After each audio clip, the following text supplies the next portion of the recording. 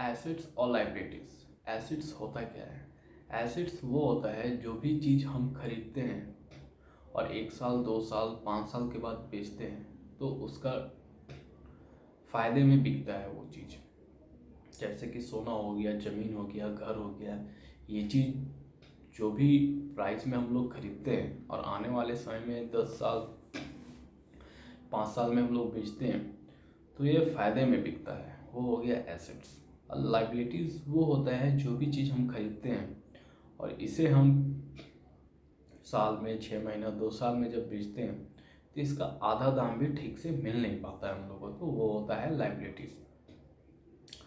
तो एसेट्स में आते हैं सोना, सोने हो गए, घर हो गए, ज़मीन हो गए। लाइबिलिटीज़ में वही हो गए कार, मोटर, मोबाइल्स, इलेक्ट्रॉनिक्स, बहुत सारे चीज़ हैं जो, तो अब कार वगैरह के आप जानते ही होंगे कि जो हम जब उसको खरीदते हैं और शोरूम से बाहर निकलने के साथ ही उसका प्राइस घट जाता है। तो लाइबिलिटीज़ यही होता है, जो भी चीज़ हम खरीदते हैं और आने वाले समय में जब बेचते हैं तो उसका आधा दाम भी नहीं मिलता है। तो ये एसेट्स और लाइबिलिटीज़ ये होते हैं। और ये चीज़ हमारे स्कूल में अच्छी तरह पढ़ाया जाता है, अच्छी तरह हम लोग को अच्छी तरह से समझाया भी जाता है। फिर भी हम लोग इसको अपनी रियल लाइफ में जब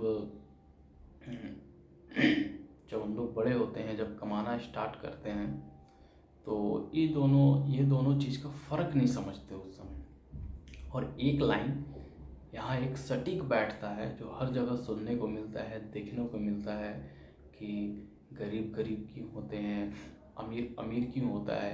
तो एक सबसे बड़ा कारण ये है गरीब होने का।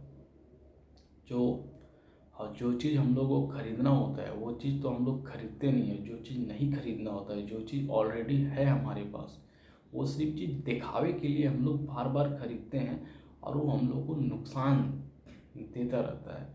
अब जैसे हमारे पास, जैसे हम लोग को कार की कोई ज़रूरत नहीं है, जो मिडिल क्लास के लोग हैं, मध्यम वर्ग के लोग हैं, कार की कोई ज़रूरत नहीं है, हमारा बाइक से चल जा रहा है काम। फिर भी हम लोग दिखावे के लिए एक कार खरीद लेते हैं और जो कि उसको डेली अपने जेब से तेल का पैसा देना पड़ता है।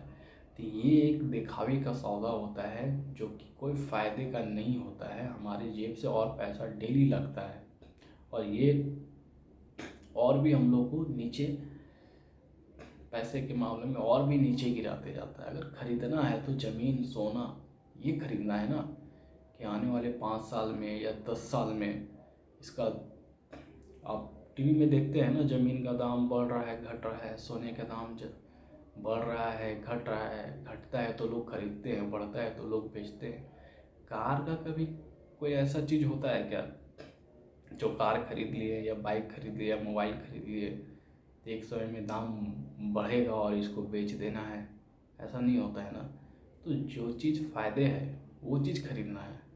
नुकसानदेह दो, ज़रूरत तो कार का भी है, बाइक का भी है, मोबाइल का भी है, ज़रूरत सब चीज़ का है।